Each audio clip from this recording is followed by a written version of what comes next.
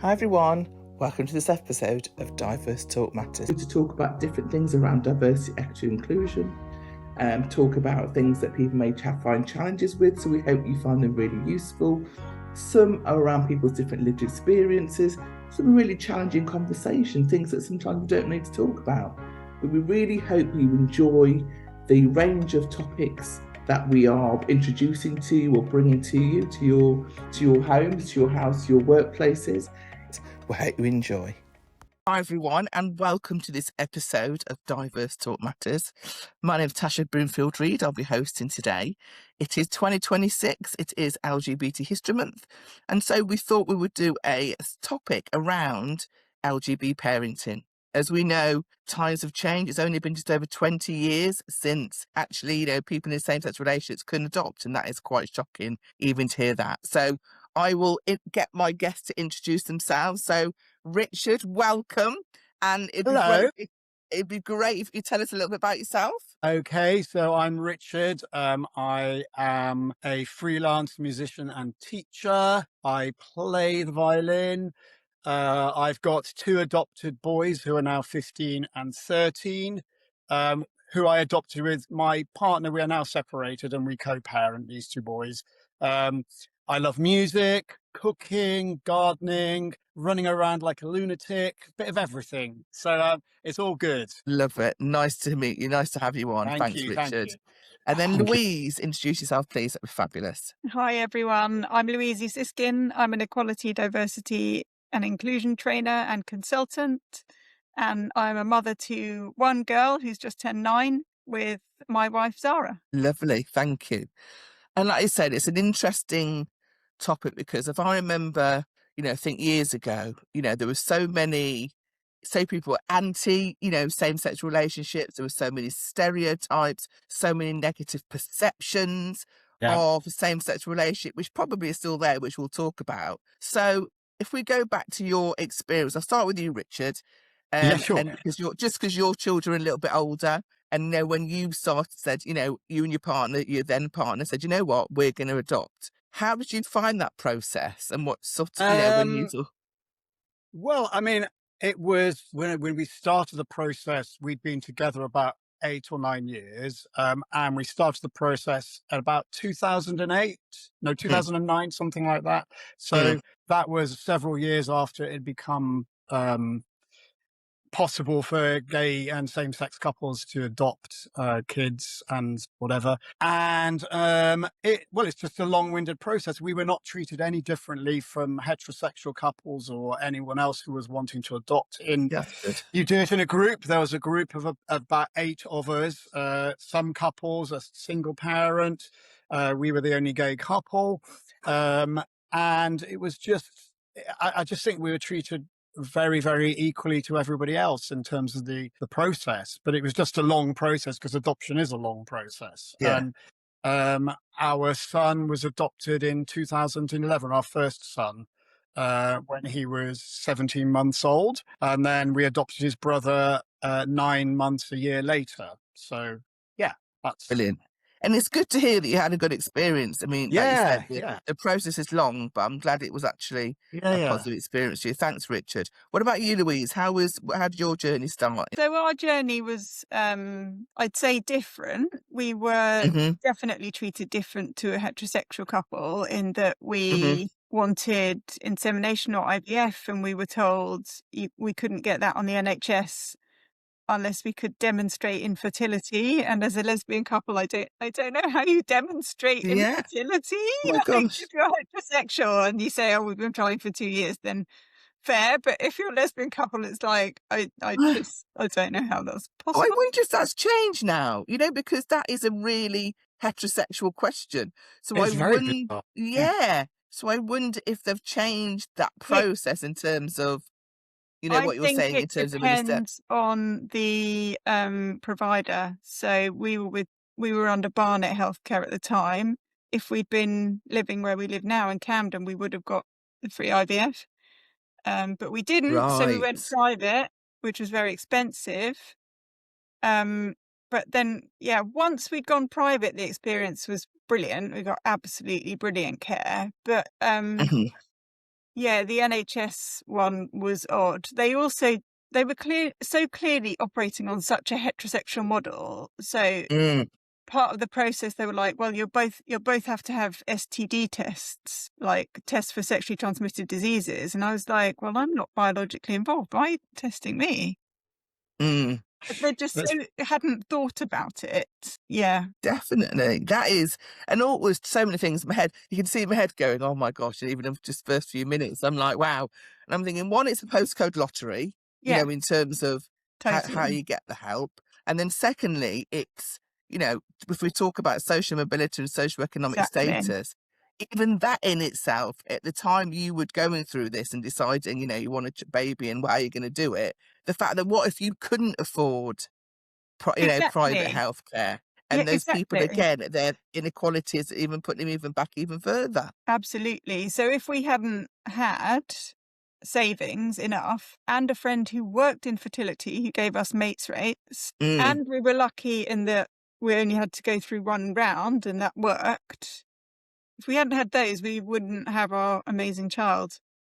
Exactly. Yeah, it sounds like you had to jump through far more hoops than we were not treated any differently. We had to do exactly the same as a heterosexual couple or the single adopter. So we weren't, that differentiation wasn't made in the adoption process. It was just exactly the same as everybody else. So you sound like you had slightly more discrimination in your experience, Louise. Yeah, and it came from that treating us the same.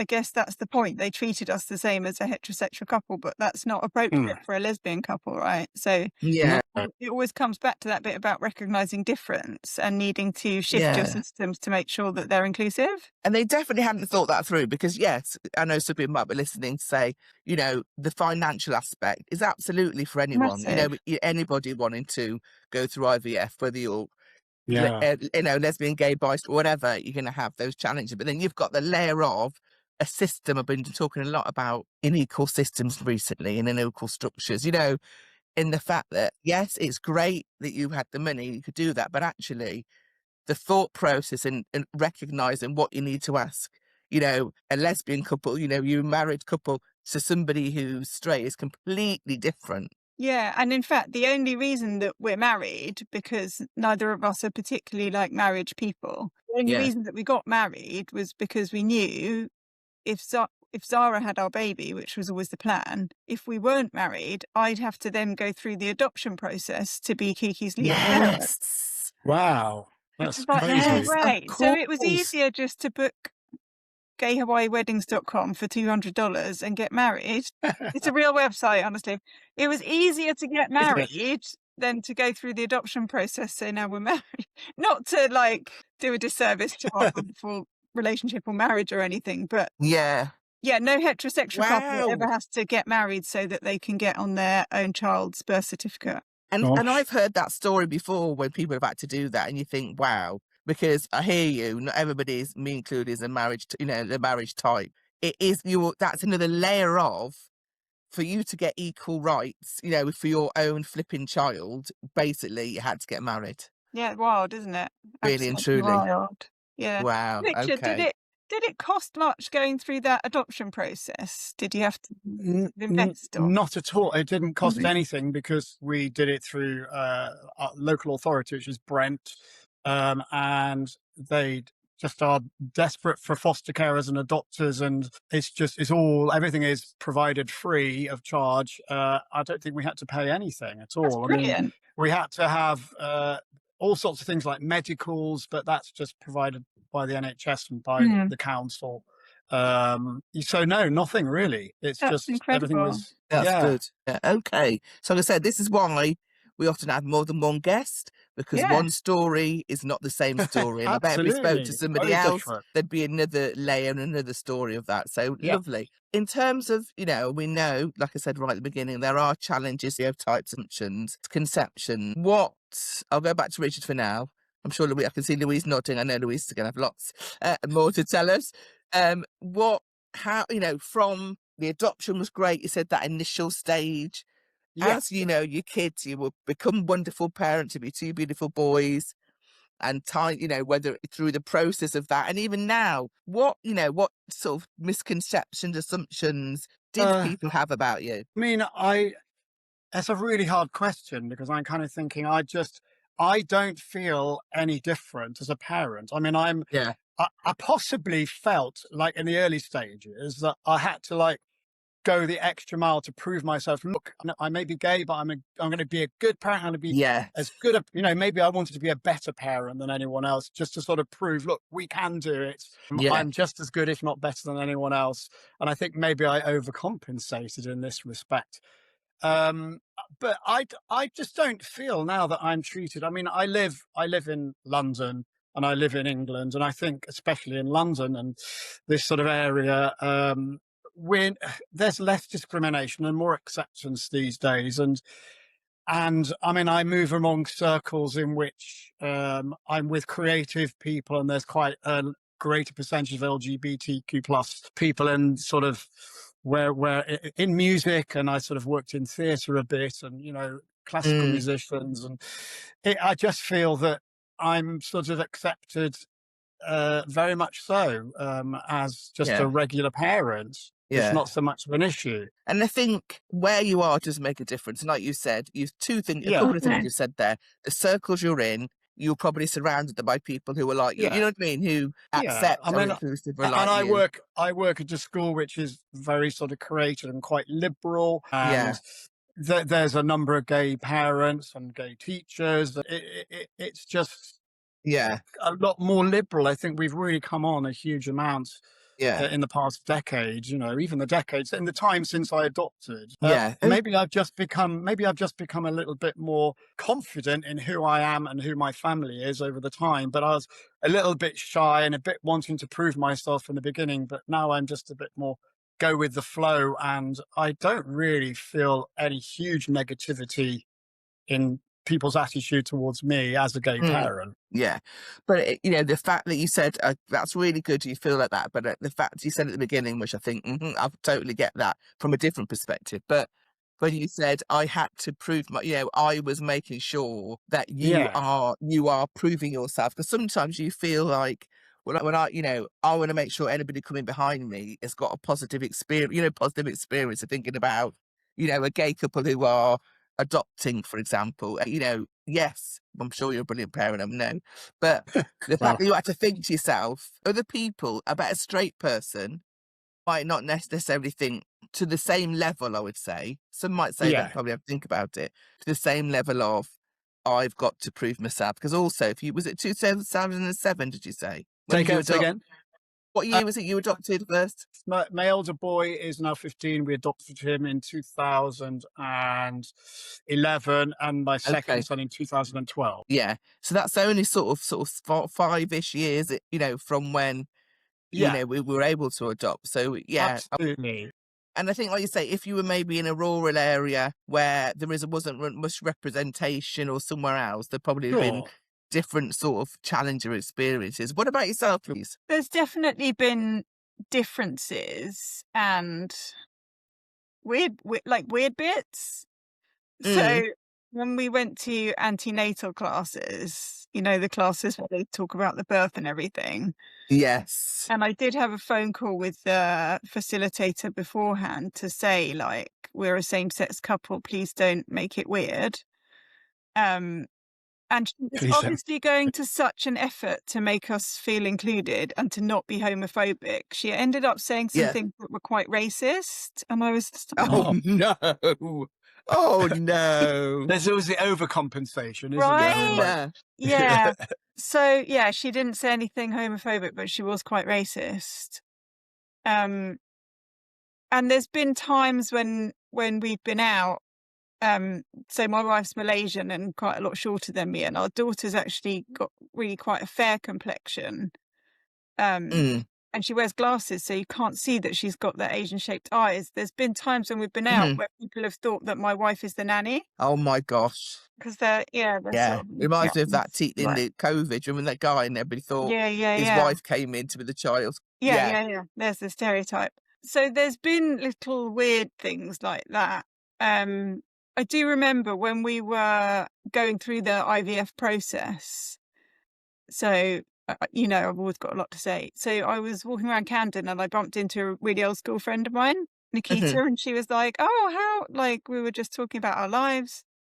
And I said, "Yeah, we're trying to get pregnant, married to a woman, we're trying to get pregnant." She went, "Oh, there's a pregnant lesbian in my pregnancy yoga class. Do you want to meet her?" And I was like, "Yes, actually, because I don't know anyone else going through this Yeah. process."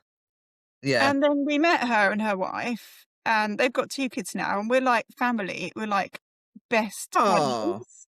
But we just did not know anyone else going through the process who we could have that kind of yes. touch point with. So we Yeah. just had to make quite a quite random connection. It was turned out brilliantly in the end. Yeah, But because I was laughing at first thinking that is a bit random, but actually it it worked out really well because you had somebody else. because it is quite isolating to feel like actually we're the only people we Yeah. know who are going through this. We started off knowing nobody who was either adopting, or certainly no same-sex couples who were adopting.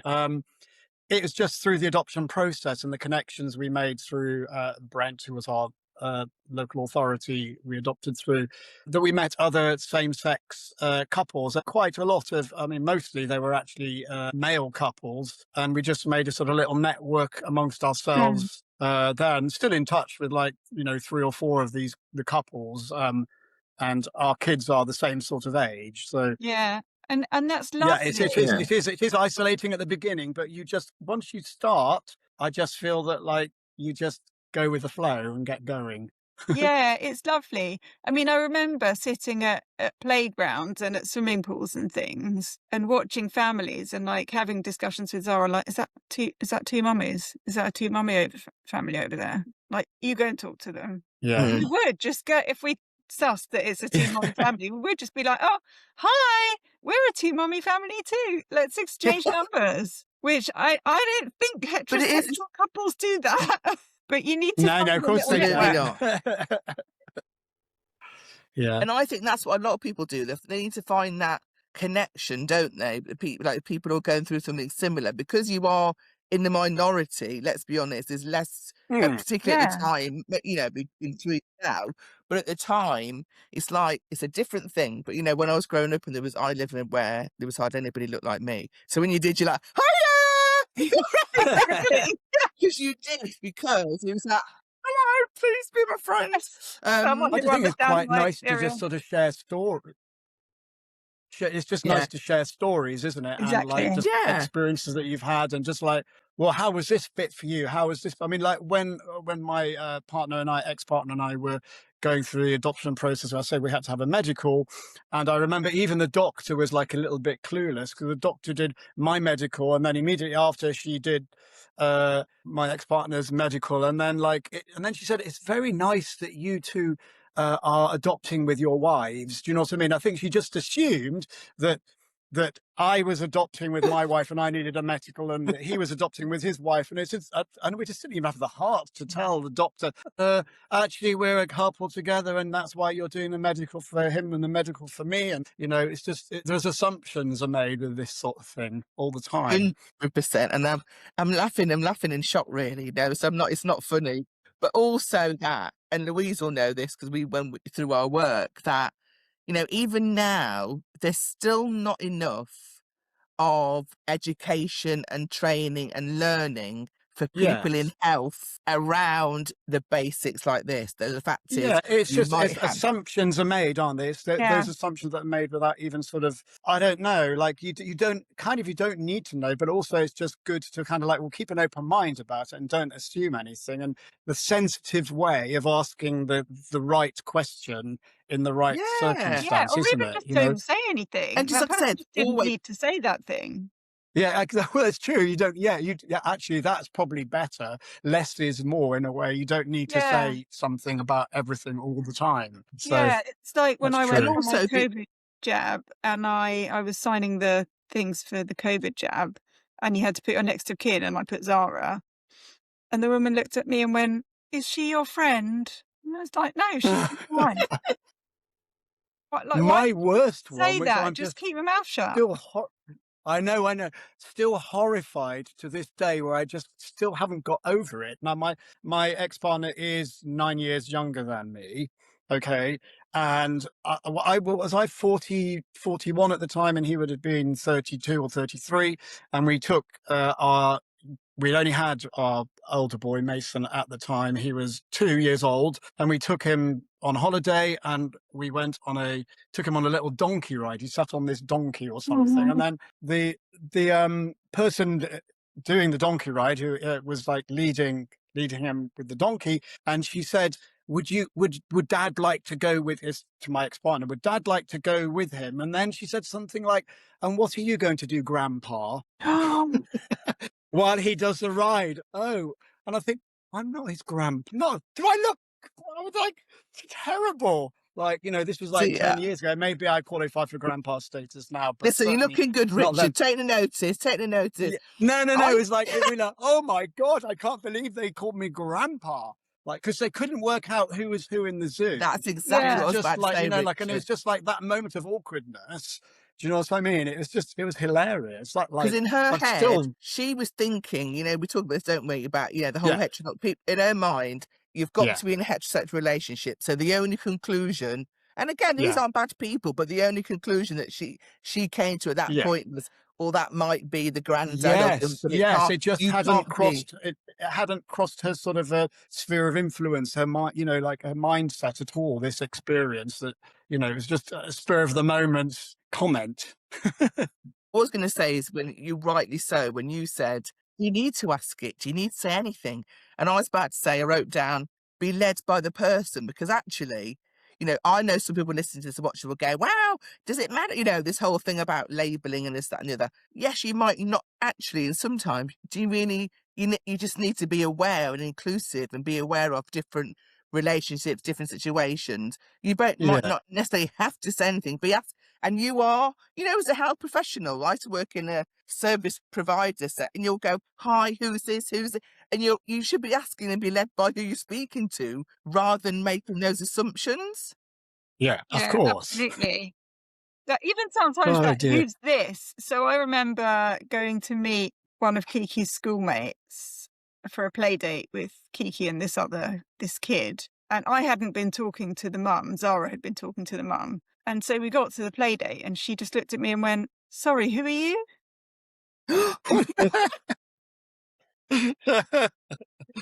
Oh dear. You are. I mean, it has caused confusion. Like when I first, Mason went into reception at the age of 4, class, and all the parents are meeting each other, and like, this is Mason's dad, and then this is Mason's dad, and like, whoa, like a couple of people, most people were like, okay, but there's a couple of people who just couldn't get their heads round. And I think it was a sort of a cultural thing. They just hadn't come across this sort of thing before, so they were just experiencing something they'd not experienced. But it just takes time for them to get, we're just normal human beings. We're not going to do anything weird. We're just going to be, in the school community. In fact, we immersed ourselves with great aplomb into the school community, helping out with every sort of bizarre and fate and activity. And I think just to show your face and that you're just another regular dad. I just think I'm another regular dad. And that's it, is that extra discretionary effort that we feel we have to put in because people perceive us as not normal. So we spend like physical and emotional and cognitive load. Yeah, I mean, it's part of that. But for me, I like to do everything all the time and be hyperactive. So basically, it suited me well to kind of be part of it and take over everything and just do it all. So I think having a confident personality is very important. As I said, I started off a bit shy about it, but once your sort of personality comes out and you just say, look, I'm just a regular dad who likes to do all these things. I just think that you can win people over, or just like win people over who might be having their doubts in their mind. And some people are immediately accepting, aren't they? But other people, like, you feel like you have to show them. I don't know. It's a bit of a mission to show them, look, we're good. We can do this just as well as you can. Yeah, absolutely. That's it, really. I mean, my daughter's Oh, go on, you experienced go, Liz. things in school that I'd say needed improvement, and I have spoken to the school. So, for example, she came home one week saying, "Mummy, I didn't have gloves, and the teacher said to me, make sure your mummy or daddy puts your gloves in your pocket. But I don't have a daddy, I've got two mummies." And I just thought, actually, that's so easy. Just don't use that Yeah. language. Just make sure your grown-ups put your... Yeah, or just Yeah. parents, or parents a good word, isn't it? 'Cause Yeah, it and even doesn't I've imply noticed it. the head Yeah. teacher, when he does speeches, often says mum and dad, and I'm just like, oh, come on, Gosh. 2026, I mean, update. I think they've been very careful at my kids' schools to do that from the start, actually. I don't know whether it was because I think they'd had a same-sex couple before, but I just felt like that sensitivity was dealt with very, very well from the start. I mean, I must admit we had quite a few problems finding the right school. And I think knowing that the school was kind of quite open and accepting, and just sort of that diversity, as a diverse couple, we were going to be accepted and integrated into the school community. One experience we had of doing a tour, you know, when you're looking for the school and you go on these tours around the school, and the head teacher of this particular school, which is a local school, and it was on our short list because it was highly rated and sought after, and people said, you must look at this school, it's very good. So at the end of the tour, my ex-partner and I, we go up to the head teacher, and say, so we're a same-sex couple, how do you think we're, just bluntly like this, we're a same-sex couple, how do you think we're going to go down at the school? And then this was the most shocking reply, and this was only like 10 or so years ago. She said, well, I can't stop you applying to the school, but I certainly don't recommend that you apply to this school. Oh my! We actually reported that to quite right. the authorities in Ofsted, because I mean that statement in itself says volumes. It says that A, she's prejudiced, B, she doesn't want to have to deal with any sort of like backlash that she feels that she might get. And I got the sense that she was quite religious, and I think that her prejudice, Wow, which she shouldn't really have as a head teacher in this day and age. So that was like big cross off that short list. That was not even considered. I mean, for those who are listening and not watching, mine and Louise's mouth was actually wide open for a long time there. You were shocked. And you were really shocked.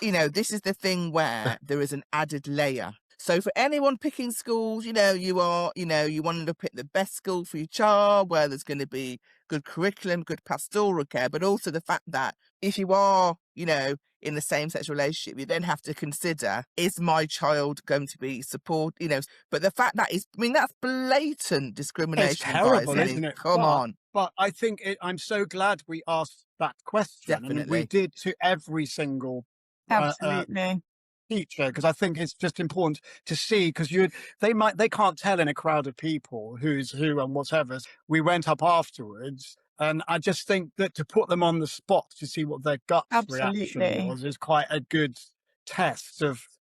It speaks volumes about the head teacher, and obviously what they're passing down through the school and the kids and the parents and the teachers. So there was a question we're glad we asked at that time. Absolutely.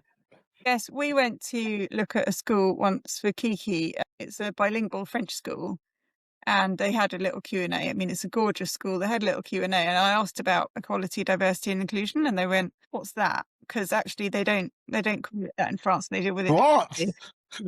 And then I asked a few more questions, and honestly, seeing the whole SLT go into complete meltdown was quite hilarious. And actually going around the school, they obviously do things like there's pride flags, and actually the head teacher's a gay man, and they were learning sign language, and so they obviously do things, but they didn't know those terms: equality, diversity and inclusion. And I was just, goodness me, this wasn't that long ago. No, not that long ago. It's like unbelievable. Interesting. As we know, some organisations and schools are great and some are not. And I was just reading the day about 2020, and there was the introduction, wasn't there, of the new, I'll read it off here, relationships and sex education guidelines, which required teaching about LGBTQ plus in schools, relationships. And I know, as you know, across the UK, there's been some people who are okay with it and some people who are absolutely not. Where I live in the Midlands, for example, there have been people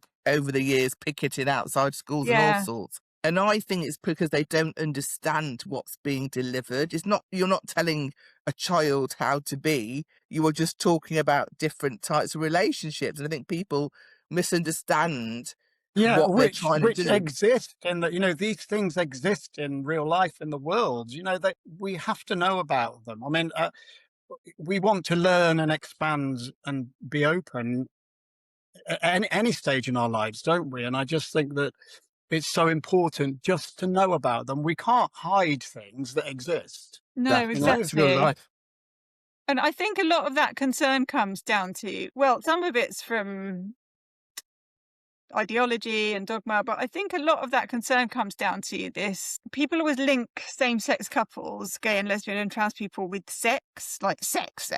Yeah, I know. Absolutely. And It's there's like, that fear that if they're teaching kids about same-sex families, they're teaching kids about sex, and that's not what they're doing. They're just saying that families with two mummies or two daddies exist. yeah, I mean, Well, I think that fear comes from the sexualization of LGBT people. it's kind of a very strange obsession, isn't it? This is, I mean, it's like, blimey, I should be so lucky. Do you know what I mean? Like these days, in this age, you know, do you know what I mean? Like, it's like, Exactly, for we're goodness parents. It's sake, the it's last like, thing on our minds. totally. I've blooming got A, the time, B, the energy. Like, oh, good gracious. I mean, so like, But it's I'm so also busy running around after my Exactly. kids, taxi service, taking them here, there, and other, doing flipping physics homework with him, Exactly. for him, whatever it is, you know, like it's just Yeah. ridiculous. But I think sometimes people have the perception that, from discussions I've heard, people think somebody, by doing that, your child's going to be gay. If your child's gay or bi, they're going to be gay or bi. It isn't by teaching them about different types of relationships at school. But some people think that's what it's about too, and they've got this fear of much. No, if your child's gay or bi, that's what they are. It's not because the school have decided we're going to tell people about different families that might be in existence. Yes, exactly. Yeah, I mean, you know, completely. I mean, I had sex education lessons at school, which were very kind of like old fashioned, you know, back in the 1980s, and it was only about heterosexual sex. And look, I mean, look where I am. So like, it has no bearing whatsoever. It's just Yeah. informative, isn't it? Exactly, and it would have been so helpful. So I grew up under Section 28 when it was unlawful Right. to talk about same-sex Yeah. relationships in school. So I didn't know what a lesbian was. I just didn't know what it was. And I knew I had these feelings, and there were these girls who I really, really wanted to be friends with, and I couldn't articulate why. And I just didn't know what that was until I worked in a bar, and it was part of a group of bars, and they used to lend each other stuff when they were short-staffed, and they lent me out to GAY, and I was like, oh. And I met some lesbians. Oh, cool. Happy days. Happy There days. you go. Yeah. Too Yeah. late. It- Like, it- I could have had because so it- many because it's fun very- years on the scene. It's damaging. I mean, to repress something, isn't it? And I think that kids just need to know that all these possibilities are possible. You know what I mean? Yeah. All these options, just because otherwise, I just think it just leads you to be a much more rounded person and just able to be who you want to be and need to be and should be. And I think that saying that this exists and some people are like this and this is okay, you know, in a school, and to be taught that this is not taught or just told about this, those options are there for you. Okay. And I'm going to ask Louise this with your EDI consultant hat on then. So what do you think, if you could give some sort of guidance, some top tips, schools, what should you be doing to make sure that people now, I've gone through this experience, that people behind, you know, other parents now coming into the school system, they don't have to go there. What should schools, you know, some ideas what schools should be doing around LGBT inclusion, you know, in terms of addressing that? So I think what a lot of schools do is like get books about trans young people, or books like Mummy, Mama and Me, But what they don't do is actually talk to their staff about the things like language, about not saying mum and dad. And actually, those are the things that daily will have an impact. Yeah, it's really nice to have one book in the whole school that includes a same-sex family, but it's actually the daily things, the daily bits of language and the way the kids are treated that make the biggest difference. So it's training for staff, and it's also, you know, reminders for when they forget and slip up. Yes, we're all kind of probably neurally trained to expect heterosexuality, but it's that training around micro messages, microaggressions, the unconscious biases. For me, that's the most important thing, actually. And also sort of a bit of a lessons learned, because, you know, everybody, you know, we do this a lot when we've got clients, don't we? The fact that people are going to make mistakes, and fight that fear and do it anyway. If you've been that person who might have realised, actually, I've been saying mum and dad all this time, and actually to change that, well, just make the change. You know, it's not meant to feel guilty. It's about you thinking more broadly. I've made that mistake. We all make that mistake. So there was a girl being shown around Kiki's class, and Kiki came home and went, "Oh, there's going to be a new girl called Nina. She's got 2 mummies." And we were like, "How do you know she's got 2 mummies?" And she went, "Oh, we were both there when she was being shown round." And I went to Zara. I bet one of them was the nanny. And it wasn't. Yeah. She hasn't got 2 mummies. Yeah. Even I was like, nah. That's making the mistake that you made. That, you know, it was made. There can't be that many of us. That's it. We will all make those mistakes. Yeah. I had a friend who worked. Even people like us. Yeah, I had a friend who worked at Stonewall, like literally an LGBT charity, and she met a friend of her child with their mum, and then they came round for a play date, and she looked at the mum and thought, she's changed race. Because she just wasn't expecting 2 mums. So she thought, like, oh, this woman's changed race. Like, well, I mean, we all make assumptions, don't we? All make assumptions on things. But like, it's not about, just about owning that. this issue and sexuality, but we just do, you know. So just deal with it. Keeping an open mind, isn't it? And keeping an open mind and just being accepting and correcting of your mistake everything. and apologising. Yeah. Yes. Actually, an apology goes a long way, doesn't it? Sorry, I made this assumption. Exactly. So, you know, in terms, we talked about schools. What about more broader? So, Rich, you're in the world of creativity and music. Creativity. Yes. So, in terms of, what do you think, you know, in terms of LGBT, you know, parents representation just in the media, or I mean, Louise could ask this answers as well. I mean, I just think we've got such better representation than we have in previous years. I mean, I'm thinking like we've got many sort of celebrities and popular people. Obviously, it's cliche to say Elton John. We've got Tom Daley, who's a very successful, I think, something like 5 Olympic gold medals. So he's like really up there as a successful sports person. And he's got an adorable family, a husband and family, hasn't he? And this is such good role model. You know, his 2 dads, Ricky Martin as well. I think he's got four kids, I think. I read somewhere recently. So, and I think through surrogacy, I'm not quite sure, but I just think we've got a lot more positive role models and people who aren't shy and they don't hide it. It's just out there as something that is, I hate using this word, but I'm going to use it, normal or regular, whatever that means, and just inclusive in every way. Okay, thank you. Louise, what are your thoughts on sort of LGBT parenting representation? It is getting better. I can't think of any celebrity mums. I'm sure there are some. In terms of like children's literature and media, it is getting much better. I know in 2018 there were 0 same-sex families represented in regular children's telly in the UK. Now I know there's a 2-mummy family in Peppa Pig. There's a 2-mummy family. Mummy family in My Little Pony. Okay. There's lots of incredible LGBT plus inclusion in She-Ra and the Princesses of Power, although that's just been taken down by Netflix. Hopefully they'll bring it back. These sound like more girl orientated things. Having 2 boys, I haven't been exposed to. Although Peppa Pig is a favourite for everybody, isn't it? Well, and that's interesting. In terms of books, there's loads with 2 dads, and in fact, the graphic novel section of our library has loads with brilliant representation. Does it? I didn't even know this. Normalised. It's completely normalised. Great. That's good. And the kind of the YA, like young adult literature, again, brilliant, loads more representation there. But in terms Good. of like the media that are winning awards for children's literature or children's TV, I'm not so sure. But it is out there. You have to look for it, but when you find I it, mean, it's not there's too hard to so find. many TV programs, aren't there? With Modern Family, Will and Grace, that's quite old now. Sex Education, that sort of racy, has got like Yeah. relationships of all sorts, hasn't it? I don't know. I just think we're really definitely moving in the right direction with Yeah. representation and acceptance, inclusivity. Yeah, I would agree.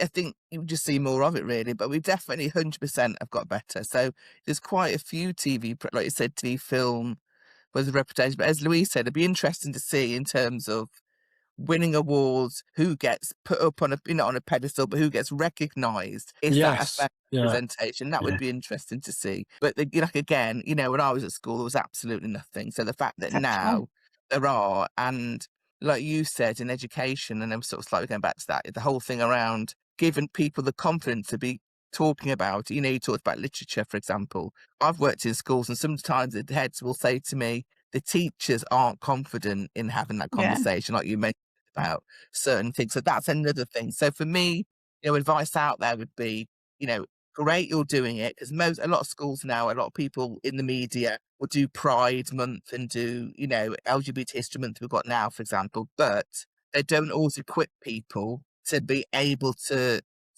enhance their knowledge fully and ask the difficult questions.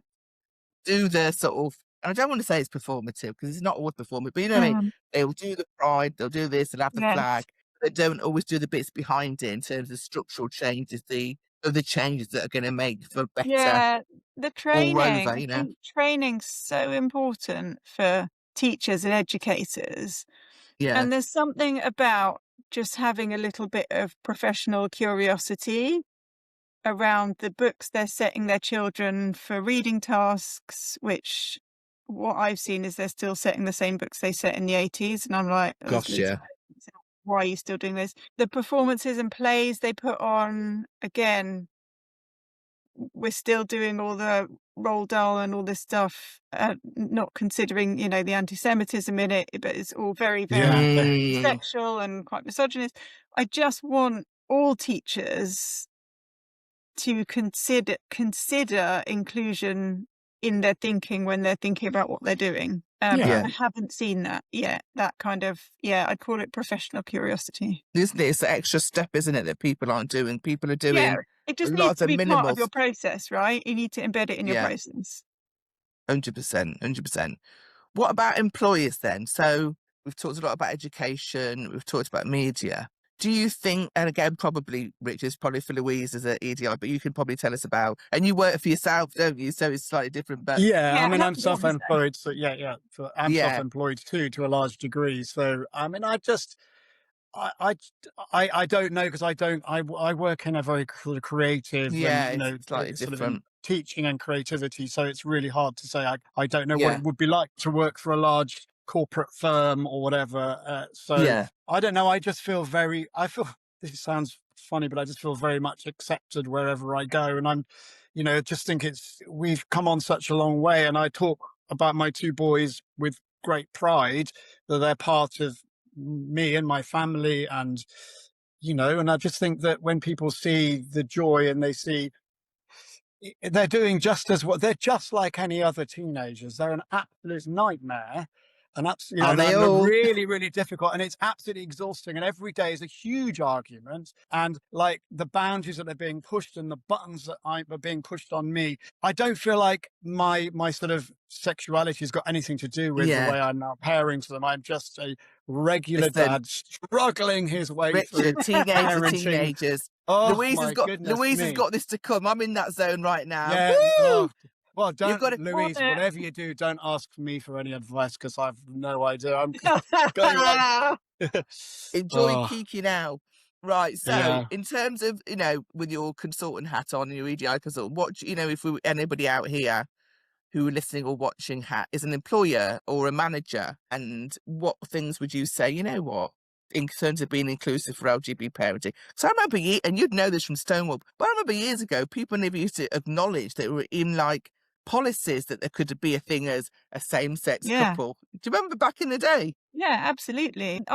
There are still those policies. I'm sure there are policies out there that talk in their paternity leave about mum and dad. I'm sure they still exist. So make sure that, my advice is make sure your policies are up to date and use gender neutral language. But then also just treat people, I don't want to say treat people as you would any other parent. I'd say just treat parents decently, reasonably. So when our child was born and I had my 2 weeks paternity leave, as it was called then. I think it's called something else now. And then I got back to work and they immediately set me on this schedule of training where I was training out of London every single day, 5 days a week, and I was never home, which they hadn't done before. And it felt like they were testing me, like, now you're a parent, where's your priority? Are you going to actually do all this stuff? And I did call them out after 2 weeks. I sat them down and said, this is not okay. Yeah. But yeah, it felt like a test of how I was going to be and where my loyalties would lie. It was very bizarre. Yeah. And I suppose Gosh. for anybody out there as an employer, anything you do with parents, just make sure it includes all parents, whether it's a policy, Exactly. whether it's you've got a network group that looks at parenting, whether, anything you're doing, just don't do it from one layer. And also, without going to a whole thing about intersectionality, look at the different layers of that as well, in terms of, could be same-sex parents, could be race involved, could be disability. Just consider all aspects of parenting Absolutely. rather than looking at one lens, which a lot of people do. Okay, what advice would you give? I'll come back to you, Richard. What advice would you give to somebody who, and some parents who might be thinking, you know what, this is me, I want to have a child, whether it's probably adoption, probably our focus. That's what you did. Any advice you'd give to any other sort of same-sex couples who are going to initiate that process? Adoption comes with different challenges because, adopted children or children who've been in the care system come with sort of, what's the right word, baggage or something that, requires additional needs or something. Yeah, additional needs. And I think it's much, much harder than I thought it was going to be in terms of, and I think a lot of that has to do with their background. So I would just say, this is just general advice. It's actually nothing to do with Sexual sexuality, orientation. Yeah. sexual orientation, but it's you've just got to really, really think about the challenges that lie ahead. And I think I'd be very honest to say, well, look, this could happen, this has happened to me, and it's much harder than I thought it was going to be. But I would still say go ahead and do it, despite all of that, because it's just wonderful. I feel really, really proud, actually, that it's something that I've done and I've achieved and am achieving. And I feel that I am the best parent that I could possibly be. And, as good, and I dare I say this, if not better than anyone else out there who is parenting and struggling with parenting teenage boys. But I would just say, just really, really think carefully and look at everything that might come ahead, because a lot of it isn't told to you in the adoption process. I think they don't want to scare you off too much by telling you everything that could happen and the challenges that might lie ahead. But I don't know. I just say, really go for it. I'm so pleased and so proud that I've done it and am doing this. So very positive generally. Lovely, thank you. What about you, Louise? Any advice you'd give to somebody else starting their journey to become parents who are in the same-sex relationship? I would say, first look at what your local NHS offers and see what you can get there. And challenge them if they don't offer it, because I have had friends who have done that. I'd say find your crew. Yeah. Absolutely find a group of lesbians somewhere, even if it's through a random friend in a yoga class. Find a crew of lesbians who also have children. That's incredibly helpful.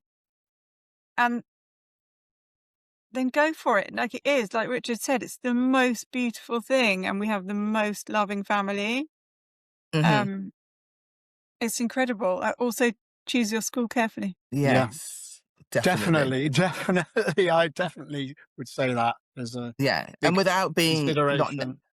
and without wanting to be not negative, but also be realistic that sadly you may find some challenges who people, for whatever reason, where they're coming from, don't accept it or don't understand it, and just be equipped that you might have to manage those challenges at You're some going to have to point. give people feedback. Yeah, you have to be quite resilient and kind of quite strong-willed, actually, to do this. I mean, it's not for any wallflower, really. This whole process of being a parent as a gay parent, I think you have to just know that you are going to, no matter what, come up with certain amount of prejudice.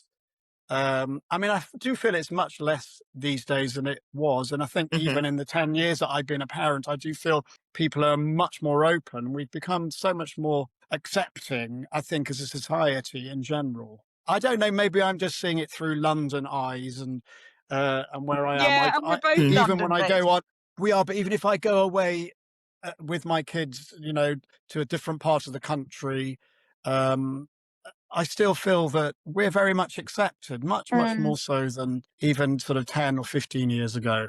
Yeah, that's a good thing. I But also, agree. by doing that, you're paving the way for others by, That's being able to do it. true. Yeah. I'd say, there are areas where you need to think carefully, and there's areas. So, for example, we want to take Kiki on a trip to Malaysia because her granddad's Malaysian, and we want her to know her cultural heritage. But if I go on that trip, I'm going to have to be a friend. Like, it's just Right. It's unlawful. It will not be accepted. Yeah. I'm going to have to go along. Yeah, I mean, we've just come back. I'm going to manage that. I took my boys over February half term. I took my boys for 5 days in Tunisia, which is in North Africa, and homosexuality is illegal and punishable by, imprisonment in Tunisia. And it was just myself and my 2 boys, and you could see, I mean, Mason and Noah have different skin coloring because they share the same birth mother, but they don't have the same birth father. And you could see people looking on one. I don't think anyone asked a question, but amongst the sort of the local Tunisian people, but I was sort of slightly worried that they were going to ask, where's their mother? That kind of thing. Why is their mum not there? And why do they look different? And that kind of thing. And you're sort of, I wouldn't want to broadcast there that I was a gay parent, obviously, because it just doesn't go down as well. So you're right about sort of traveling. I feel within the UK and certainly within London, we're very much all inclusive and accepting. There's whole as it should I just be, wouldn't but go to. There's lots of people, at school, like, oh, we've been on holiday in Dubai, and you should go there, and I'm like, no, why no, it's not on your. Rejects my right to exist. I'm not going there. It's a shame. We've got to be cautious about that kind of travel. I do think twice about where to go. Yeah, exactly. It's reality. That is reality. It is reality. Just another layer of LGBT parenting. Of course it is. Other people don't have to consider. Exactly. But then again, I think sometimes for Kiki, it's been a real positive. I remember this one incident in nursery where she was talking to another 2 or 3-year-old. I can't remember. They were little. And the kid was like, I've got a teddy like this at home. And another kid went, I've got 2 of those teddies. And then Kiki went, well, I've got 2 mummies. And it was just such a mic drop moment. Like, you can't be that. I've got 2 mummies. Exactly. And all the kids were like, and quite often kids will say when they find out, like, so Kiki's got 2 mummies. They'll go, oh, lucky. Yeah. Oh, lucky. Exactly. Oh, sweet. There you go. And this also defies that myth of, because sometimes people will say, you could be even a single parent or somebody of the same sex, you need to have one of the other sexes, involved. And you don't. You don't. And I mean, I just feel like without a mother in my boys' lives, they're being provided with everything that they need. I mean, this is what they know, this is what they're used to, so they don't miss what they haven't had to a certain degree. But I also, they get a ridiculous amount of my time. They want parents' time. They get so much of my time and my love and my devotion and my energy, and I help them do anything they want to. I take them all over the place to their activities like any other parent. And then, I just, they want money, they get the things that they want, they get everything that they want and But need. for So like, me, I kind of, yeah, but for me, that could be, whether you're a single parent, same sex, as long as you're yes, exposing your children to yeah, how, to one, it could be family or friends, extended family and friends who they get that other, hear, understand, or yes, get that other perspective, or you'll teach them about other perspectives. That is, you can still manage that in other ways, can't you? you So, can, and I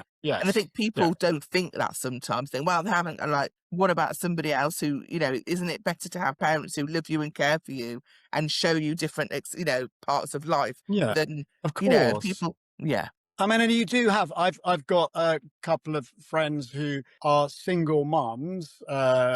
Camilla at school that I work with, and Anna at school, and they are basically single mums. And I'm particularly close to Camilla, and my kids see her sometimes, and I see her son, Yeah, and kind of like it's like auntie uncle kind of a role, and they exactly. are Yeah. getting whatever that Yeah. means, the female sort of influence. And you teach your kids, even if you are, but Yeah, you teach your of children, course. Yeah. whatever, how you don't have to be all and everything, as long as you're No. educating them in one way or another.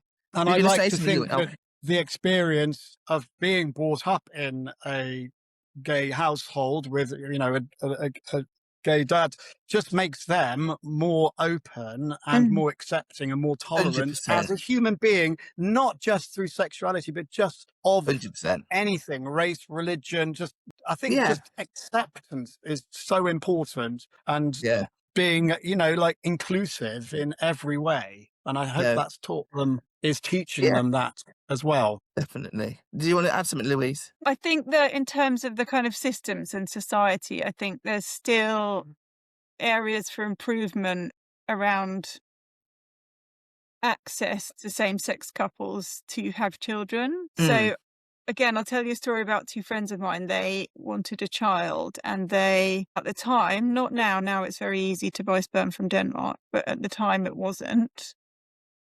And they decided to use a friend as a donor. And he was very happy. He was like, yep, I'll be your donor. I don't want anything to do with the child, blah, blah, blah, blah.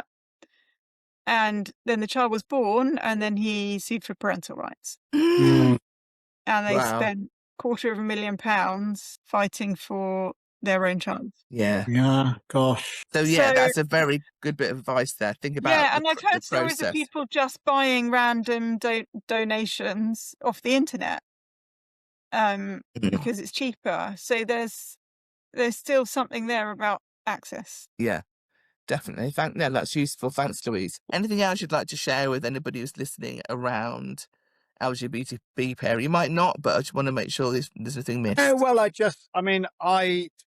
I think that if you're at least start the process or start a journey, which, when we were wanting to adopt, actually, my partner was much more keen than I was, my partner at the time.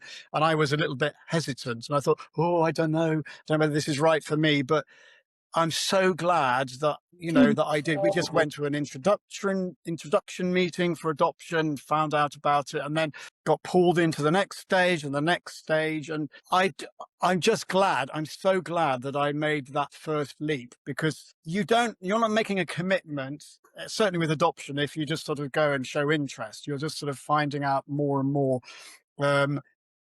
Basically, what I'm trying to say is that I was hesitant, but I'm so glad I did, and it's the best thing I've ever done.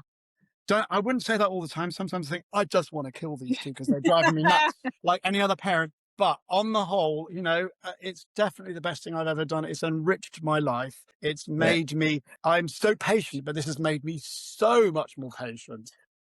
I think patience. You'll agree with this, Louise, because you see me in action at school, don't you? So Like, my level of patience is like anyone teaching small children the violin has reserves of patience. Yeah. I teach the violin. How much more patience? I can't There think of you any other go. job where you need be more more patience. patient. My goodness me. Absolutely. But I'm Absolutely. just so glad that I made that leap, and I've got two wonderful kids who I'm trying to turn out into be wonderful human beings. And let's just see. Ask me in another 5 years' time. Yes, exactly. Might do return, come back. Thanks, Richard. Yeah.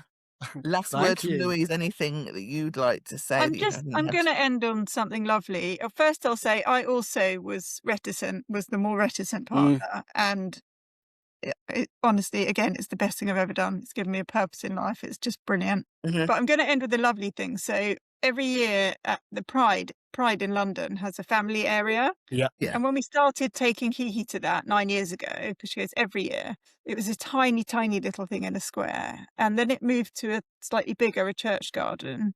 And this year it had a whole park to itself. It's got bigger and bigger and bigger. And there are more and more and more and more same-sex families there. Like every year there's so many more. And that makes me really happy. Oh, that is lovely to end on. So, for anybody listening, I hope you got some joy, some realities. And hopefully if you're a school employer, there's some things you could think, well, actually, am I doing this? If not, I need to review how I consider LGB parenting. But thank you both. It's been, I don't think I've laughed so much in a podcast, actually. Thank you. I know. That's wonderful. And it's been so lovely to talk to you about. Like I said, it's a long time coming. We've been wanting to do this for a long time, but we got there, and it's been really great to hear from you both. And literally, we might get you back and do like a review in 5 years. Where are we now? Well, Louise hopefully got still the alive. teenagers. Yes, we will be. The depths of teenage parenting. But listen, thanks both. Fabulous. And Thank for you listeners, very much. I hope you enjoyed that. Thanks very much. It's been brilliant. Okay. Thank you so much for tuning into the podcast. Please do spread the word about our channel and tune in for our next episode.